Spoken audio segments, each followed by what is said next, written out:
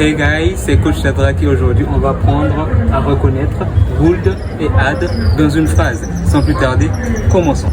Sur le premier point, il faut noter qu'avec le would est toujours suivi d'un verbe à l'infinitif. Le would est toujours suivi d'un verbe à l'infinitif.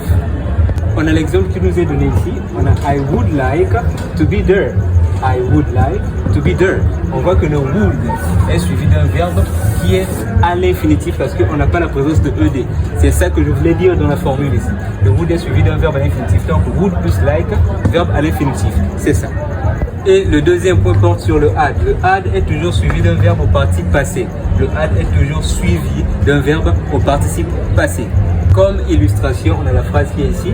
I had liked to be there. I had liked to be there. On voit que le had est suivi d'un verbe qui est au participe passé parce qu'on a la présence de ed. Sur cette dernière partie, on va apprendre à reconnaître would et had dans des phrases qui sont données ici. Là, on a des exemples et on y va.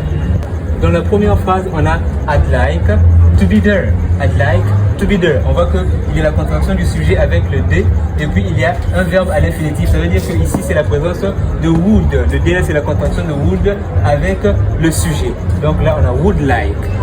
Dans notre deuxième phrase, on a I'd like to be there. I'd like to be there. On voit qu'on a la contraction du sujet et de D, mais après ça on a un verbe qui est au participe passé à cause de ed. Ça veut dire que la contraction de A et de D là donne had et le sujet.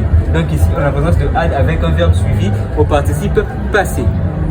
Merci d'avoir suivi ce cours et n'oubliez pas de liker, de partager et de s'abonner et d'être là prochainement pour le prochain cours.